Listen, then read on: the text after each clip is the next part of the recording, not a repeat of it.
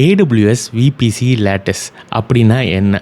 Auto scaling groups create பண்ணும்போது அதை நம்ம கவனிச்சிருப்போம். அது எதுக்கு யூஸ் பண்ணுறோம்? புரியும்படி சொல்கிறேன். லேட்டஸோட ஃபண்டமெண்டல் எய்மே இன்டர்னல் நெட்வொர்க்கிங் காம்ப்ளெக்சிட்டிஸை குறைக்கிறதுக்கு தான். அதாவது APIs to APIs, public facing கிடையாது. அதே மாதிரி workloads to workloads, service to service networking. முதல்லாம் சர்வீஸ் டு சர்வீஸ் கம்யூனிகேஷனுக்கு விபிசி யூஸ் பண்ணோம்.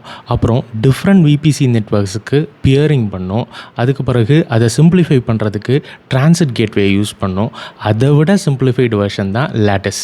இந்த மாதிரி சின்ன சின்ன கான்செப்ட்ஸ் எல்லாம் AWS டாக்ஸில் தேடி தேடி படிங்க. இல்லைனா என்னோட கிளாஸஸை செக் அவுட் பண்ணி பாருங்கள். ஸோ இந்த 4 ஸ்டெப்ஸை வச்சு சர்வீஸ் நெட்வொர்க்கை க்ரியேட் பண்ணும். அதுக்கு பிறகு எந்த ஒரு சாஃப்ட்வேர் டெவலப்பரோ நெட்வொர்க் கனெக்டிவிட்டியை கவலைப்படாமல், இகேஸில் இருக்கிற சைட் ப்ராக்ஸிஸ் எல்லாம் பற்றி கவலைப்படாமல், ஜஸ்ட்டு சர்வீஸை க்ரியேட் பண்ணி அதுக்கு தேவையான ரூல்ஸு, லிசனர்ஸு, டார்கெட் குரூப்ஸ் எல்லாம் க்ரியேட் பண்ணிவிட்டு அதுக்கு பிறகு அதை நெட்வொர்க்கோடு அசோசியேட் பண்ணால் போதும்.